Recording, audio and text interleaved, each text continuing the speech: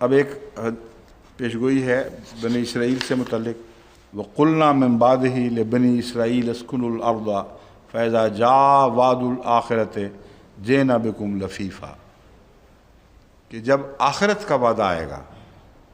اس وقت ہم تمہیں ساری دنیا سے سمیٹ کر اکٹھا کر دیں گے۔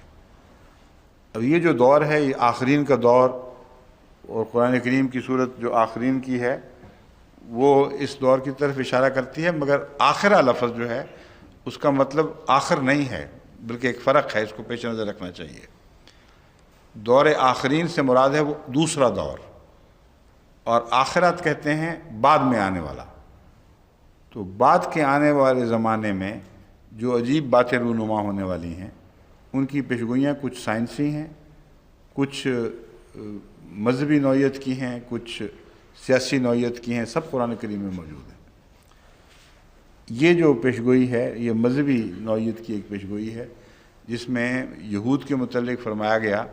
کہ ہم تمہیں تمام دنیا سے اکٹھا کر کے ارض مقدس میں لے آئیں گے۔ اب یہ جو واقعہ ہوا ہے اس میں لوگ کہتے ہیں یہود کی چلاکی، ان کی سازشیں وہ ذریعہ بنے ہیں، جیسا سائنسدان ذریعہ بنتے ہیں، مگر یہ مقدر تھا، قرآن بتا رہا ہے، اس میں کوئی ناممکن تھا اس کو بدل سکتے۔ اب مسلمان علماء کو چاہیے تھا کہ اس آیت کا مطالعہ کر کے ایسی کوششیں نہ کرتے جو تقدیر کو بدلنے کی کوشش ہو، اس سے ان کو نقصان پہنچنا تھا، اور ہر دفعہ جب خدا کی تقدیر سے ٹکرائے ہیں ان کو نقصان پہنچا ہے۔ اس تقدیر کو سمجھ کر وہ کوششیں کرنی چاہیے تھیں جن کا قرآن کریم میں ذکر موجود ہے کہ وہ کوششیں ضرور کامیاب ہونی تھیں، ان کی طرف توجہ نہیں کی۔ تو میں یہ نہیں کہہ رہا کہ ہاتھ توڑ کر بیٹھ رہتے کہ خدا کی تقدیر نے ظاہر ہونا ہے، میں یہ بتا رہا ہوں کہ یہ ایسی مبرم تقدیر تھی جس کے متعلق کوئی تبدیلی ممکن نہیں تھی، لیکن اس کے بعد ایک اور بھی تقدیر مقدر ہے، اس طرف اگر توجہ کرتے تو کم سے کم نقصان پر اسرائیل میں وہ جینا بکم لفیفہ کی پیشگوئی پوری بھی ہو جاتی، اور آخری فیض مسلمان پاتے اور آخری فتح مسلمانوں کو ہوتی۔ وہ ہے وَلَقَدْ كَتَبْنَا فِي الزُّبُورِ، یہ بنی اسرائیل 105 ہے،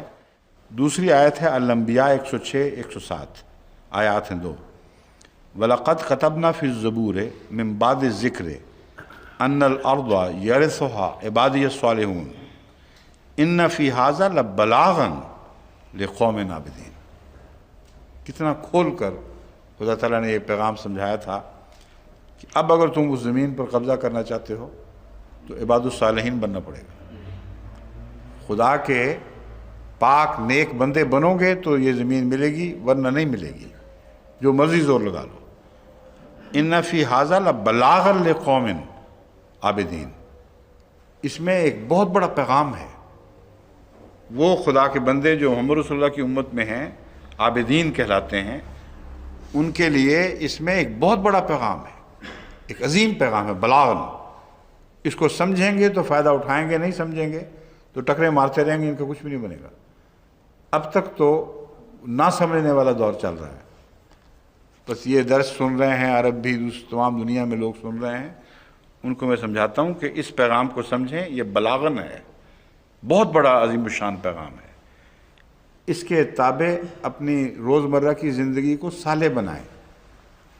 اور یہ صالح بنانے کا جو مضمون ہے اس کا حکومت کے تختے الٹنے سے کوئی تعلق نہیں ہے۔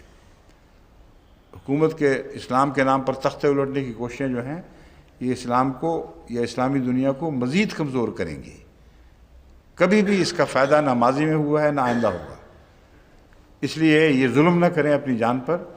ایک خودکشی کے بعد یہ دوسری خودکشی ہو رہی ہے۔ پہلے خدا کی تقدیر سے غلط طریق پر ٹکرانے کی کوشش کی گئی، اور اس سے نقصان ہوا، جتنا تھوڑا ملنا تھا اس کو بڑھا دیا گیا بہت۔ وہ اسرائیل جو اسرائیلیوں کی کوششوں سے ملنا تھا ان کو، وہ تو چھوٹا سا خطہ تھا۔ جو اسرائیل ان کو مسلمانوں کی ناسمجھی کے نتیجے میں، ان کی لیڈرشپ کی غلطیوں کے نتیجے میں ملا ہے، وہ اس سے کئی گنا زیادہ ہے۔ کیوں جی آفتاب خان صاحب، کتنے گنا زیادہ ہے وہ؟ میں نے گلف کرائسس میں حساب کر کے بتایا تھا، 20-25 گنا بن جاتا ہے، بہت زیادہ ہے اس سے جو اصل تھا، بالکل چھوٹا سا تھا۔ تو یہ آیت جو ہے یہ زیر نظر نہیں الانبیاء کی 106 107 اللہ تعالیٰ فرماتا ہے کہ تمہیں مل سکتا ہے، مگر ہم نے زبور میں داؤد کو، جس کے نام پر صہیونی تحریک چلی ہے، زائن ہل کا حضرت داؤد سے تعلق ہے، تو زائنسٹ موومنٹ نے جو اسرائیل لے لیا تھا، اگر تم چاہتے ہو کہ اسے حاصل کرو تو زبور پڑھ کے دیکھ لو، وہاں ہم نے یہ کہا تھا کہ بالآخر یہ زمین میرے عبادت گزار نیک بندوں کو ملے گی،